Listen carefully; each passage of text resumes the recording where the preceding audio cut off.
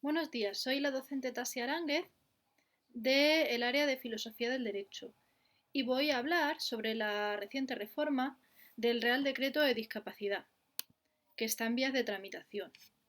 El Ministerio de Derechos Sociales ha llevado ante el Consejo de Ministros una reforma de los baremos de discapacidad que están recogidos, como es sabido, en el Real Decreto 1971-1999. Voy a analizar el contenido de estos nuevos baremos cuya publicación se ha anunciado. Todavía no he tenido acceso al texto completo para realizar un análisis más detallado de estos baremos, pero se ha anunciado en la prensa que se van a incluir varios supuestos en los que el grado de discapacidad va a tramitarse de modo más urgente, porque hay casos en los que las personas que están afectadas de esta discapacidad no pueden esperar el tiempo necesario en que los trámites suelen llevarse a cabo. Sería el caso de personas con graves enfermedades con una corta esperanza de vida, como el caso de ELA, así como la discapacidad que afecte a víctimas de violencia de género, porque se entiende que la rápida obtención del grado podría ser clave para que las mujeres puedan salir de la situación de maltrato. También se ha anunciado que se va a incluir, al margen ya de estos procedimientos de urgencia, dentro de la revaloración, la nueva valoración del grado de discapacidad, se va a incluir una nueva baremación del espectro autista, incluyendo las diferentes gradaciones del espectro autista y cuál es el grado de discapacidad al que el autismo va a permitir acceder. Sin embargo, todo apunta a que la reforma de esta norma ha omitido otras reivindicaciones históricas de colectivos de discapacidad, como sería el caso de varias enfermedades que reivindican el acceso al 33% de discapacidad, que es, recordemos, el grado mínimo necesario para acceder a la mayoría de ayudas que ofrece la Administración, de medidas que ofrece la Administración para la inserción laboral y social de las personas con discapacidad. Entre estas enfermedades excluidas se encuentra la endometriosis, la fibromialgia o la esclerosis múltiple, que se caracterizan por ser enfermedades prevalentes, habituales en la población, e incapacitantes, que además afectan en una proporción muy superior a las mujeres que a los hombres. En el caso de la endometriosis se trata de una enfermedad exclusiva de mujeres. La exclusión de estas enfermedades constituye una discriminación por razón de sexo. El decreto de discapacidad, como sabemos, contiene un listado de enfermedades y aquellas que no aparecen expresamente con su nombre no cuentan con un apartado propio que recoja cuáles son sus limitaciones habituales y su correspondiente puntuación de discapacidad. Las enfermedades que no aparecen se ven penalizadas por la norma. Además,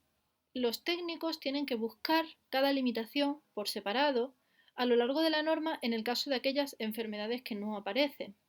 Y a ello se añade que hay muchas limitaciones que afectan a estas enfermedades excluidas que no están contempladas en el Real Decreto o que son poco puntuadas, como es el caso del dolor crónico, a causa de que se considera un elemento subjetivo y las escalas que permiten medirlo a nivel médico no son suficientemente conocidas, esas escalas que permiten medir el dolor integrando dimensiones habituales, ¿no? Que hagan que esa medición del dolor pues, pueda ser más precisa a la hora de determinarlo. Eso no lo conocen los médicos y por tanto al final pues el dolor no se puntúa como se debería puntuar. Como resultado, las mujeres encuentran más obstáculos que los hombres, dada la exclusión precisamente de sus enfermedades incapacitantes en el Real Decreto, para que sus discapacidades sean reconocidas. Y esto las deja desprotegidas ante despidos discriminatorios y fuera del sistema de protección social. Esto es una grave discriminación por razón de sexo. Las personas afectadas por enfermedades reivindican acceder mediante el diagnóstico por estas enfermedades crónicas al porcentaje mínimo del 33%, porque ese porcentaje mínimo permite acceder a un certificado de discapacidad. Por su parte, en los casos más graves, en los que trabajar se vuelve imposible, las personas afectadas por estas enfermedades excluidas piden poder acceder al 65% de discapacidad, que daría acceso a una prestación. Actualmente se dan grados muy bajos, a las enfermedades que no figuran en el Real Decreto. Puntúa más la depresión causada por el hecho de vivir con una enfermedad que te provoca dolor crónico que la propia enfermedad. En el caso de la endometriosis, además, es una enfermedad que afecta a muchos órganos y, sin embargo, dada la deficiencia de esta norma, los técnicos ubican la enfermedad dentro del apartado que se llama enfermedades del aparato genital y de mama.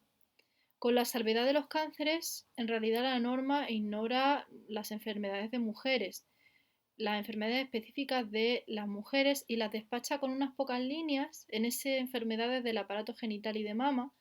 en las que genéricamente y sin especificar nada les atribuye un porcentaje de discapacidad de entre el 0 y el 5%. Este porcentaje resulta muy insuficiente para una enfermedad tan limitante como sería el caso de la endometriosis y está muy lejos, como vemos, del 33% necesario para poder acceder a la mayoría de ayudas vinculadas a la discapacidad. Hemos de recordar que la jurisprudencia europea señala que las enfermedades crónicas son discapacidades, pero el derecho español se niega a reconocer a estas pacientes como personas con discapacidad. Se da la paradoja de que muchas personas son expulsadas permanentemente del mercado laboral debido a estas enfermedades, pero no tienen acceso a ningún tipo de derecho como personas con discapacidad. Las empresas consideran que las personas que tienen estas enfermedades excluidas de la norma están demasiado enfermas para trabajar, pues tienen enfermedades crónicas que causan dolor, que impiden el trabajo diario, enfermedades consideradas por la medicina incapacitantes, pero la Administración considera que no están lo suficientemente enfermas como para tener una discapacidad. A estos problemas hay que añadir que con mucha dificultad se obtiene un grado de discapacidad si no tienes un diagnóstico claro y muchas veces las enfermedades crónicas comparten un prolongado diagnóstico, un prolongado retraso de muchos años para obtener el diagnóstico, porque muchas de ellas son enfermedades feminizadas, tradicionalmente ignoradas por la ciencia, y además porque las técnicas diagnósticas para el diagnóstico de muchas de estas enfermedades crónicas son limitadas. En el caso de la endometriosis, la situación se agrava por los mitos como el que afirma que el dolor menstrual es normal, porque es uno de los síntomas más característicos de esta enfermedad. Y en otros casos, como sería la esclerosis múltiple, que es una grave enfermedad que causa serios problemas para el desenvolvimiento en el día a día, el diagnóstico se dificulta por mitos como el que afirma que las mujeres son cuentistas o son hipocondríacas o en general aquella desconfianza que suscitan los y las pacientes, sobre todo las pacientes en consulta, ¿no? Al considerar que están inventando, exagerando. También las pacientes afectadas de dolor